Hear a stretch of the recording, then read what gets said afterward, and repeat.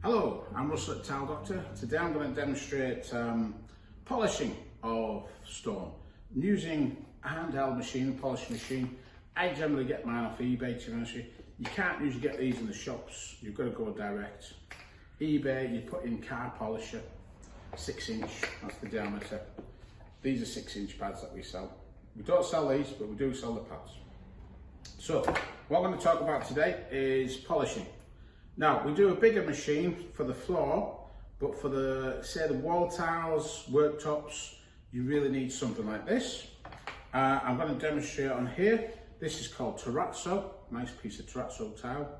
It's about 80 years old, this is from a shopping centre in Manchester.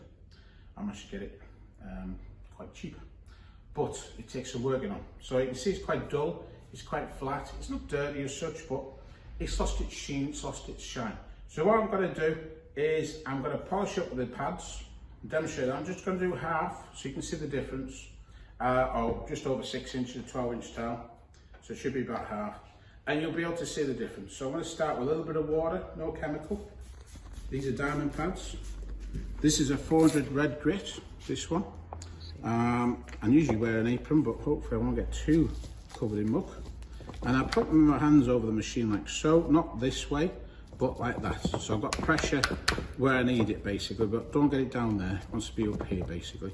So I'll be on a slow set of number 1 to start with, and I'll speed up a bit. And you just go, you can either go left to right, or you can go up and down. For this demonstration, I'm going to go up and down.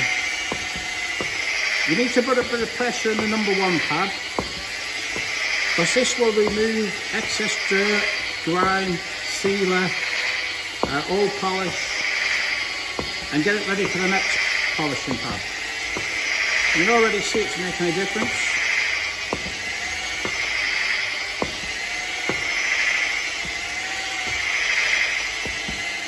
There we go. Now, I don't know if you can see that yet.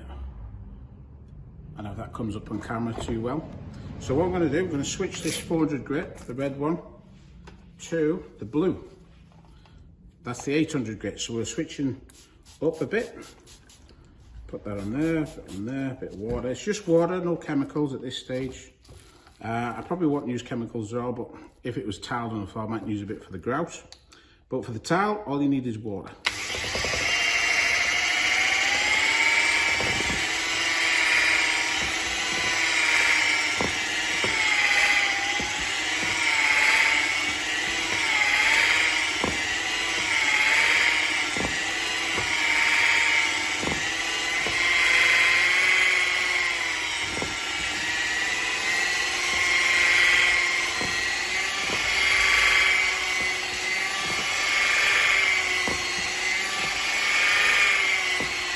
Now I tend to keep going until the water, the moisture is dried in. I don't know if you can see that, but just give that a wipe. It feels different as well. This feels a bit coarse, you can hear it on my skin. And this is smooth. Yeah. So I don't know if you can see that on the camera. You can see a bit more of a shine. So that's just an 800. So we're going to go up to 1500 next. So we'll switch that blue for the 1500 yellow, which I have here. That's that one. It's an older pad. Still got a bit of life in it. May as well get money's worth out of my pads. So 1500. A little bit higher on the speed. It's higher on the speed but less pressure.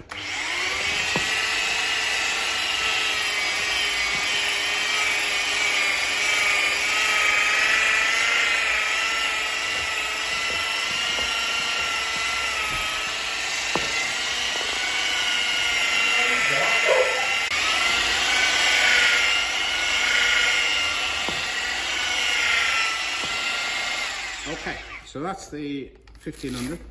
So we're going to switch to the 3000 grit, which is this one here. Now, I virtually put no water on this time.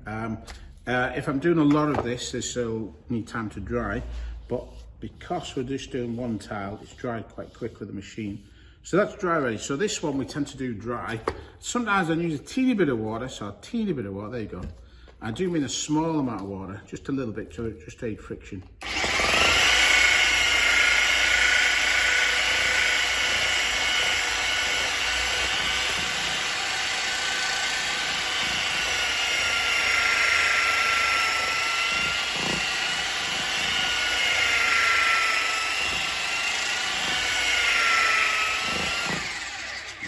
right now, so hopefully you can see the difference on there.